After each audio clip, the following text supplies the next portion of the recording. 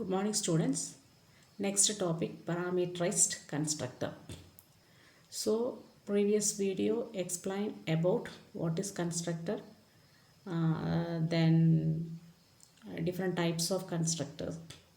Okay, then now we are studying about parameterized constructor.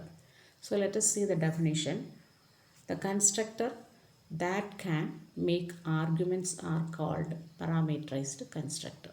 Okay, parameters அப்படின்னு சொன்னாலே உங்களுக்கு தெரியும் arguments or variables. அப்போது ஒரு வேரியபிள்ஸ் அப்படி இல்லைன்னா ஆர்குமெண்ட்ஸு என்ன செய்கிறோம், நம்ம கன்ஸ்ட்ரக்டர் உள்ளுக்க நம்ம பாஸ் பண்ணுறது தான் parameterized constructor அப்படின்னு சொல்லி சொல்கிறோம். parameterized அப்படின்னு சொன்னாலே parameters passing through the constructor is called parameterized constructor. So that is the definition. Okay, let us see the syntax. The constructors integers. So actually what is the name of constructor? Integer is the constructor name. So class name integer, then int m comma n. So that is members declared in private section. Then after to declare the public section, the next constructor integer int x int y. Okay, so integer is a class name. So the constructor is also created as the same class name. Okay, so what are the parameters passing through the constructor? X and y. X and y are the parameters passing through the constructor. Okay, then how can you implement the constructor? Integer, then colon, that means scope resolution operator, then after integer. So do you understand this concept? First, அதாவது வந்து constructor நம்ம எப்படி implementation பண்ணியிருக்கிறோம், first class name கொடுத்துருக்குறோம், அதுக்கப்புறம் scope resolution operator கொடுத்துருக்குறோம், then next நம்மளோட constructor name கொடுத்துருக்கோம். Okay, then next parameters pass பண்ணியிருக்கோம். Okay, so parameters passing through the function or passing through the constructor. Okay, so because constructor is a special member function, அதனால் நம்ம passing through the function அப்படின்னு எழுதலாம், அப்படின்னா passing through the constructor அப்படின்னு எழுதலாம். So the next after to என்ன செஞ்சிருக்கிறோம்னு கேட்டிங்கன்னா m equal x and n equal y அப்படின்னு சொல்லி என்ன செஞ்சிருக்கோம், ஒரு வேரியபிளை நம்ம அசைன் பண்ணியிருக்கோம். Okay, so this is the body of the constructor, that means implementation. Okay, then when constructors has been parameterized, the object declaration statements such as integer int1. Okay, அப்போ நம்ம ஒரு கன்ஸ்ட்ரக்டர் நம்ம க்ரியேட் பண்ணோம்னு சொன்னால் அந்த கன்ஸ்ட்ரக்டருக்கான என்ன செய்யலாம், ஆப்ஜெக்ட் க்ரியேட் பண்ணலாம் இல்லையா. கன்ஸ்ட்ரக்டரோட நேம் கொடுத்துட்டு int1 அப்படிங்கிற ஒரு ஆப்ஜெக்ட் நம்ம க்ரியேட் பண்ணலாம். தென் parameters passing through the constructors functions done in two ways. அப்போ ஒரு கன்ஸ்ட்ரக்டர் உள்ளுக்கு நம்ம parameters பாஸ் பண்ணணும் அப்படின்னா நமக்கு என்ன பண்ணலாம் அப்படின்னு கேட்டிங்கன்னா டூ வேஸ் நம்ம யூஸ் பண்ணலாம். So first one is constructor explicitly, then second one is constructor implicitly. So parameters passing through the constructors function in two ways. Okay, so first one is by calling constructor explicitly, then by calling constructor implicity. அதாவது வந்து constructor உள்ளுக்கு parameters pass பண்ணுறதுக்கு நமக்கு ரெண்டு ways use பண்ணுறோம், explicitly and implicity. Okay, explicity means what? Explicity அப்படின்னு சொன்னால் to apply extra force. extra forceன்னு சொன்னால் என்ன, நம்ம என்ன செய்யணும், to apply for some function. ஒரு ஃபங்க்ஷனை ஆக்டிவேட் பண்ணுறதுக்கு நம்ம என்ன செய்கிறோம், எக்ஸ்ட்ரா நம்ம ஒர்க்கு, அதாவது வந்து எக்ஸ்ட்ரா ஃபங்க்ஷன் நம்ம அப்ளை பண்ணணும். இம்ப்ளிசிட்டினா என்ன, ஆட்டோமேட்டிக்காக நடக்கிறது தான் இம்ப்ளிசிட்டி அப்படிங்கிறது.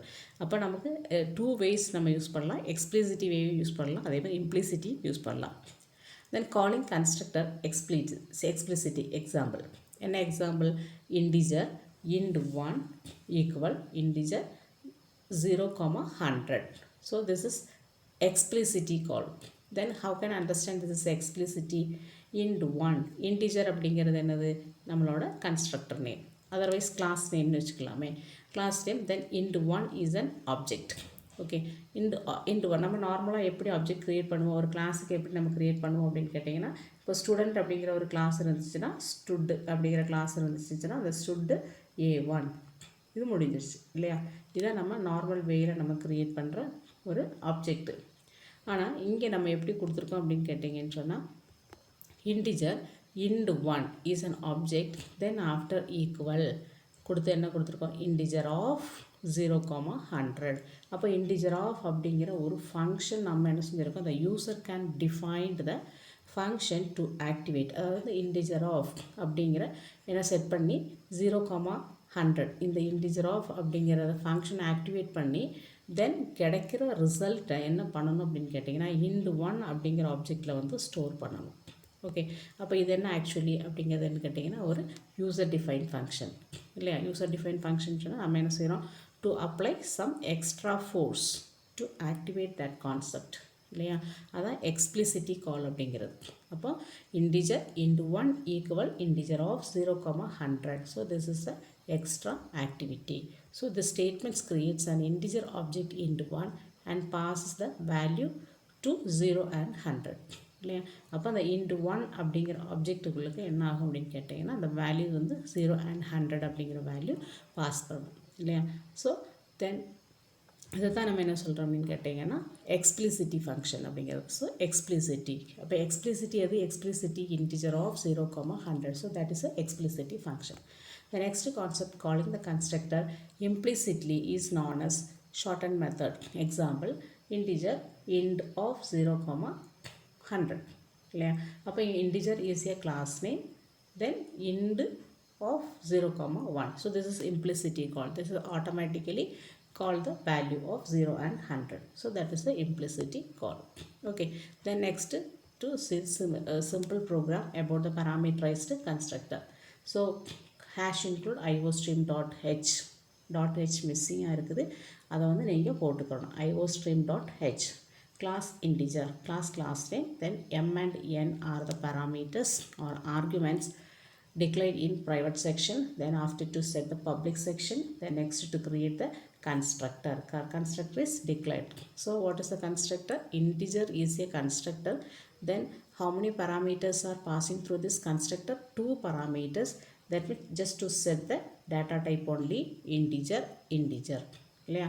2 டேட்டா டைப் செட் பண்ணியிருக்கோம் அப்படின்னா என்ன அர்த்தம், 2 parameters வந்து நம்ம பாஸ் பண்ணி விடலாம். So that parameters based on the integer type of data. Okay, so this is constructor declaration. Then after to set the function void display of void, that means member function இல்லையா. Member function நம்ம declare பண்ணிவிட்டு activate பண்ணுறோம். cout m equal then m cout n equal n இல்லையா. அப்போ 2 m n அப்படிங்கிற 2 value display பண்ண சொல்லி நம்ம என்ன செஞ்சுருக்கோம், void display அப்படிங்கிற ஒரு ஃபங்க்ஷனை ஆக்டிவேட் பண்ணியிருக்கோம். தென் நெக்ஸ்ட்டு நம்ம என்ன பண்ணியிருக்கோம், இந்த கன்ஸ்ட்ரக்டரை வந்து நம்ம என்ன பண்ணுறோம், இந்த கன்ஸ்ட்ரக்டரை வந்து நம்ம இங்கே டிஃபைன் பண்ணுறோம். Class name, then scope resolution operator, then integer of int x, int y. So 2 parameters இல்லையா. Constructors define. அப்போ இங்கே என்ன m ஈக்குவல் எக்ஸ், இந்த எக்ஸ் இன்டெக்ஸ் இன்டு ஒய். அப்போ m equal x, n equal y, 2 equal அப்படின்னு சொல்லி define பண்ணியாச்சு இல்லையா. தென் நெக்ஸ்ட் நம்ம என்ன செய்கிறோம், மெயின் ஃபங்க்ஷனுக்கு நம்ம போகிறோம். இன்டு மெயின் ஆஃப் இன்டிஜர், இந்த இன்டிஜர் அப்படிங்கிறது கிளாஸ் நேம், அதுக்கான வேரியபிள் நம்ம என்ன செய்யணும், ஆப்ஜெக்ட் க்ரியேட் பண்ணிட்டோம். int1 அண்டு int2 அப்படிங்கிற 2 ஆப்ஜெக்ட் நம்ம க்ரியேட் பண்ணுறோம். int1 அண்டு int2 அப்படிங்கிற 2 ஆப்ஜெக்ட் க்ரியேட் பண்ணுறோம். ஃபஸ்ட் ஆப்ஜெக்டில் வந்து 0,100 அப்படிங்கிற என்ன செஞ்சுருக்கிறோம் அப்படின்னு கேட்டிங்கன்னா வேல்யூ வந்து பாஸ் பண்ணியிருக்கிறோம் இல்லை. செகண்ட் ஒன்னில் வந்து பார்த்திங்கன்னு சொன்னால் int2 25,75 அதை வந்து ரெண்டாமത്തെ ஆப்ஜெக்டில் வந்து பாஸ் பண்ணியிருக்கிறோம், வேல்யூஸ் வந்து பாஸ் பண்ணியிருக்கிறோம். தென் cout object 1 c int display off, then cout object 2 int2 display off, then return 0. So object 1ஓட வேல்யூ தென் ஆப்ஜெக்ட் 2ஓட வேல்யூ இங்கே டிஸ்பிளே பண்ணும். இதுதான் கன்ஸ்ட்ரக்டர்ஸ், அதாவது பராமீட்டரைஸ்டு கன்ஸ்ட்ரக்டர் அப்படிங்கிற கான்செப்ட். ஓகே, ஸோ ரொம்ப ரொம்ப இம்பார்ட்டண்ட்டான ஒரு டாப்பிக்கு கன்ஸ்ட்ரக்டர்ஸ் அப்படிங்கிறது. ரொம்ப சிம்பிள் கான்செப்ட். கன்ஸ்ட்ரக்டர்ஸ் அப்படிங்கிறது use to create the object இல்லையா. அது நம்ம கன்ஸ்ட்ரக்டர் பார்த்துருக்குறோம். அதை ஸ்பெஷல் மெம்பர் ஃபங்க்ஷன் அப்படின்னு சொல்கிறோம். Because the name of the constructor is same as class name use பண்ணி தான் அதில் க்ரியேட் பண்ணணும். Then what are the different types of constructor, அதில் பராமீட்டரைஸ்டு கன்ஸ்ட்ரக்டர் அப்படிங்கிறது ரொம்ப இம்பார்ட்டண்ட்டானது. பராமீட்டரைஸ்டு கன்ஸ்ட்ரக்டர் அப்படின்னா என்னென்னு கேட்டிங்கன்னு சொன்னால் simply we can understand about the concept of parameterized constructor because a constructor has parameters இல்லையா. parameters passing through the constructors are called parameterized constructors. அதான் அதோட கான்செப்ட் இல்லையா. தென் அதில் வந்து நம்ம மெயினான கான்செப்ட் அப்படிங்கும்போது என்ன செய்கிறோன்னு கேட்டிங்கன்னா, parameters பாஸ் பண்ணுறதுக்கு வேண்டி 2 ways நம்ம யூஸ் பண்ணுறோம். First way is explicity, then second one is implicity. Explicity means to apply some extra force to implement that task. Then implicity means automatically activate that task. So this is the parameterized constructors. Okay, so I hope you can understand this concept of parameterized constructors. So if you have any doubt, then you can ask. Okay, thank you.